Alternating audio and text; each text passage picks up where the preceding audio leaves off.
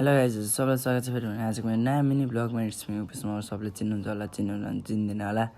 अनि आज चाहिँ म कराइदेखि चाहिँ मिनी ब्लग सुरु गर्दैछु होइन। अनि म चाहिँ दिउँसो 2 बजे उठेको अनि यस्तो जलाएर थिएँ खाना खानु पनि। अनि खाना खायो अनि धान जवान राख्न थियो मम्मीले। म चाहिँ खानासाना हालेर जुस लिएर अनि पानी साइडमा थियो अनि खानासाना खानु बसिसकेको थिएँ। अनि खानासाना खाएर चाहिँ बाहिर गएर हेर्दा एकदम गर्मी सक्यो। अहिले चाहिँ हाम्रो स्विटी मिस हुनुहुन्छ अनि म चाहिँ यसो बारीतिर जाँदैछु, हल्का पछाडि नै छ। त्यहाँदेखि चाहिँ यो साइडको माथि यो बाटो छेउतिरदेखि यो सब हाम्रो बारी हो होइन। अनि गाउँ दाउने यति धेरै रहेछ। अनि खासमा चाहिँ के भने चाहिँ म चाहिँ ठुलो उमेरको गाउँ दाएर चाहिँ नुहाउन गएको थिएँ। अनि आउने बेला त सब गाउँ दाएर सकिसक्नु भएको रहेछ।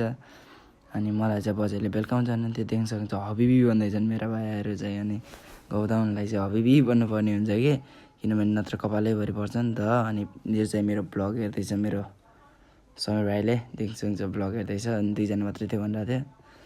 गाउँ दाउन चाहिँ यस्तो हुन्छ कि गाइजहरू फेरि हबिबी भनेर पुरा गाउँ दाउने बेला चाहिँ नत्र कपालैभरि परिदिन्छ। देख्न सक्छ फेरि अब गाउँ दाएर नि सकिसक्यौँ हामीले चाहिँ। देख्न सक्छ हबिबीको तालु अर्को पुरा त्यो अनारकली पुरा टोलाएर बसिरहेको क्या। अनि नुहाएर भइसक्यो चाहिँ हाम्रो गाउँको पुल हो। अब चाहिँ हामी स्केट खेल्न जान लागेको छौँ आनन्द भाइ र म।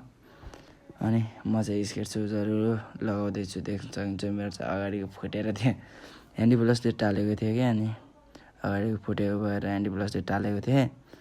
अनि देख्न सक्छ म अनि ठिकै खेल्छु, त्यस्तो राम्रो त खेल्न आउन मलाई नि। अनि साइकल जम्प गर्दै थिएँ, भिडियो बनाएर लिएर आएको। स्केट खेलेर सक्यो गाइज, तर आज मलाई घाटा लाग्यो। तर 2टा किल्ला हरायो कि अनि टायरको। अनि म फेरि 3 व्हिल खेल्छु नि त। 3 जना आइरहेको थियौँ एउटा साइकलमा।